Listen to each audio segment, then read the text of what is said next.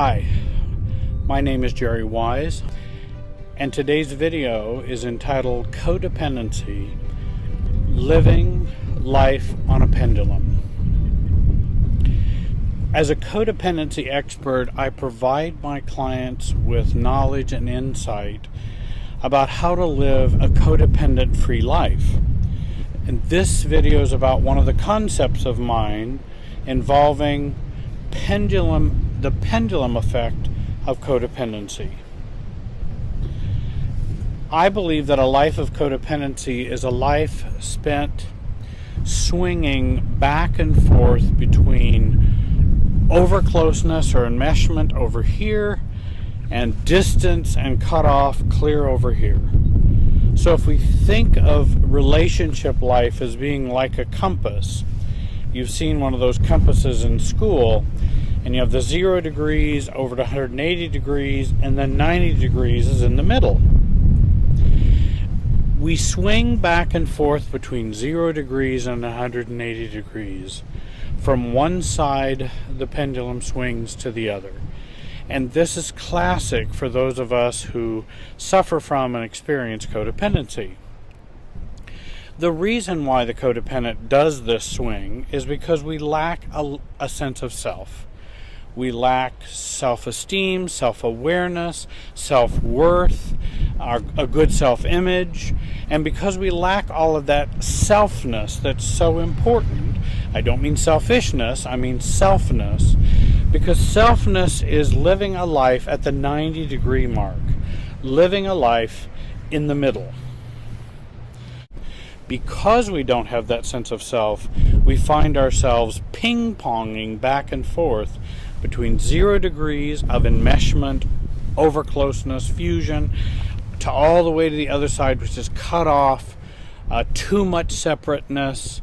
There's always a push and pull for us to push us to one side or pull us to the other side of this compass that is 180 degrees, to push us up to one end or to push us up to the other. And in that push and pull, we don't have a strong enough sense of self that we find ourselves going to the extremes and have a very difficult landing and keeping ourselves centered at the 90-degree mark, which is in the middle.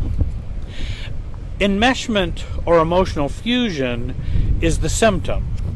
The lack of self is the problem.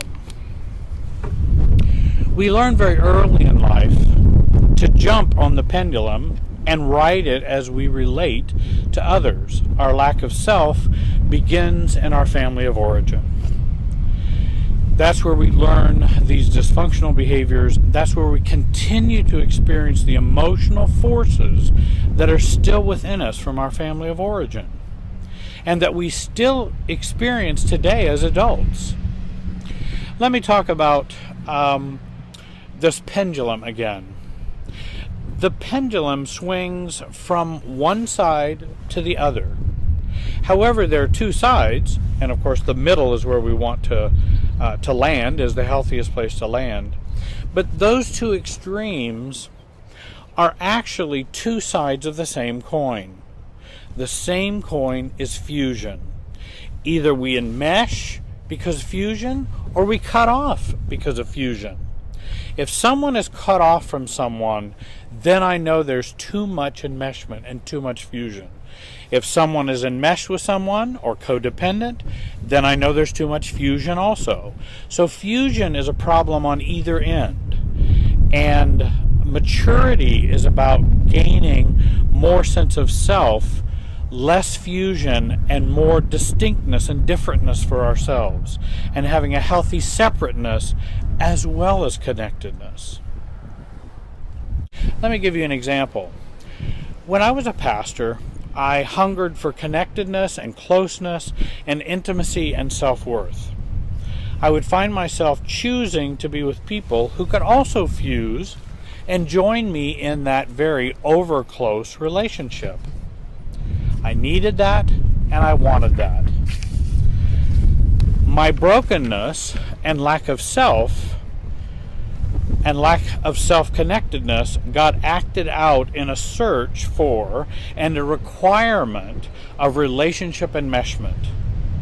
And this is the 0 degree side. Clear over here on this side. I was looking for that connectedness. And I thought if I could just fuse with enough people, if I could just fuse or enmesh with others, then I would be happy, be loved, be fulfilled, be cared about, and people wouldn't leave me because we would be over close. Any relationship is, by nature, unstable. Well, the problem is, as you probably have realized by now, relationships are filled with situations in which things are not calm. There may be hurt, there may be lots of imperfections, there may be conflicts. All relationships are flawed. All relationships are intense at times. They experience conflict, disagreements, and even pain. But my codependency and lack of self wanted to avoid all of this. So I developed over close and enmeshed relationships. I thought if we were enmeshed enough or over close enough, too connected enough, then none of that would happen. Well, relationships tend to always kind of be great at the beginning, especially enmeshed ones. Just like the honeymoon phase of a marriage or dating, I over-idealize the goodness and the positive sides of other people. I only wanted to see the good in people and tended to be naive about people and relationships. Also naive about myself. There was a couple in the church when I was pastoring that I wanted to have a close relationship with. We became very close, in fact over close, sharing everything in our lives. And this relationship with this couple had a very multi-layered relationship. I was their pastor, I was friends, I was their counselor, I was their administrator, I was even their neighbor. I was all of this to them, and they were all of these things to me. Then reality set in. Conflicts arose.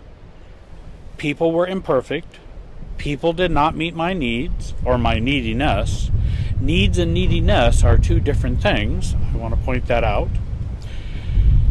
And they didn't meet my needs like I wanted them to. They failed me. They disagreed with me. They, out of their immaturity, would even talk negative about me to other people or other parishioners.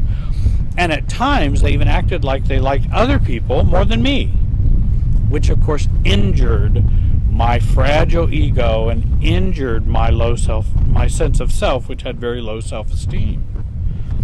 My closeness fantasy, which is codependency, it was shattered. So what do we codependents do next? If we're over close and we're over connected, then the next thing we do is blow apart and we cut off. I stopped paying attention to them, stopped calling them, talked about them with others, overemphasized their weaknesses and imperfections, and actually at times even wanted them to hurt like I felt they were hurting me. That was my immaturity, my codependency. Now I was in a cut-off position with them, which is not the 0 position over here, but all the way over to the 180 degree mark over here, the 180 degree change, which is the cut-off position. But the cutoff position was for the same reason as the 0 degree position, because I wanted to be over close. And because I couldn't handle conflict or intimacy or closeness or fear of abandonment or all of the other problems that I experienced, that I thought I could resolve or help myself or protect myself by going into a cutoff position. And then that will save me. If I just cut off from them and don't like them anymore, then I don't have to deal with them anymore. But actually, as we know, that's just a fantasy. And when people come and tell me, yes, they hurt me really bad, but I just never think about that anymore. Well, that tells me they haven't resolved it. They've just stuffed it and pushed it down. They've just gone into a cutoff mode. They haven't healed from it. So then what? Now that we're in a cut-off position with this couple in the family, in the church, this family in the church, What did codependents do next? Well, we made up, as good Christians should do, as good religious people should do. We should make up, say we're sorry, and then we start the painful process all over again. And this gets repeated over and over and over again. I did this time and time again, never knowing how to stop the pendulum, never knowing what made the pendulum exist in my life. I had no knowledge of a healthy paradigm or a good emotional map for how to view myself and how to view relationships. My map was entitled The Map of Neediness and Low Self-Worth and Yearning for Love. Map is what it was. In short, the lack of self-differentiation is the reason why the pendulum exists. And that's what we learn when we learn more about family systems and when we learn how relationships work. Knowing there are two forces at work in a relationship, and those two forces are called togetherness and separateness, and they're always working all of the time. And how you manage those two forces will determine whether you can stay in the 90-degree mark or whether you go to 180 or to the 0 mark.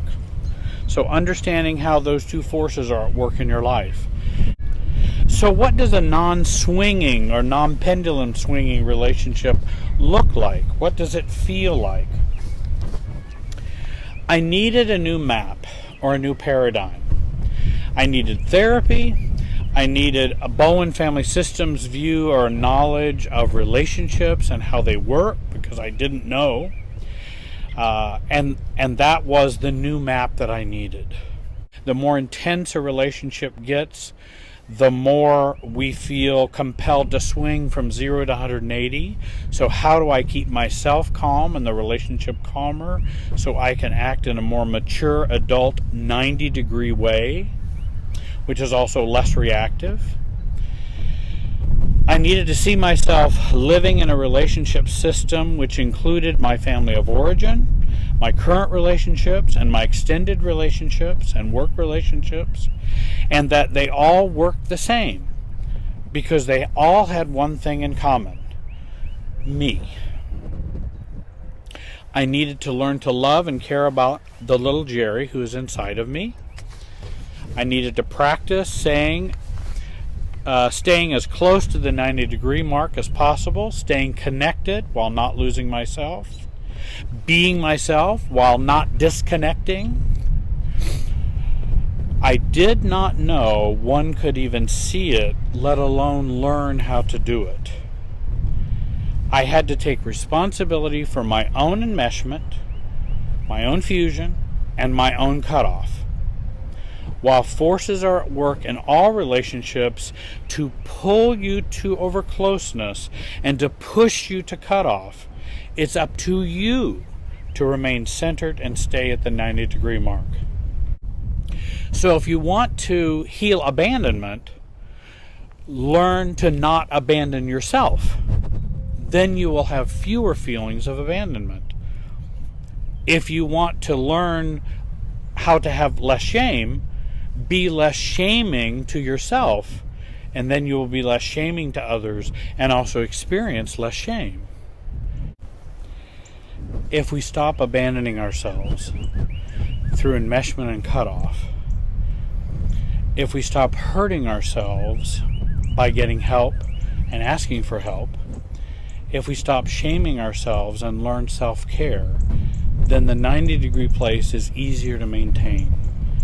It feels much safer, much more centered, much more healthy, much more loving, and more freeing to ourselves and to others. If you want to learn more, contact me at 317-919-6264. I hope you'll join our channel on YouTube. And for out-of-area clients, I can provide life coaching and marital coaching via FaceTime and Skype. I want to thank you for joining me today. Have a great day.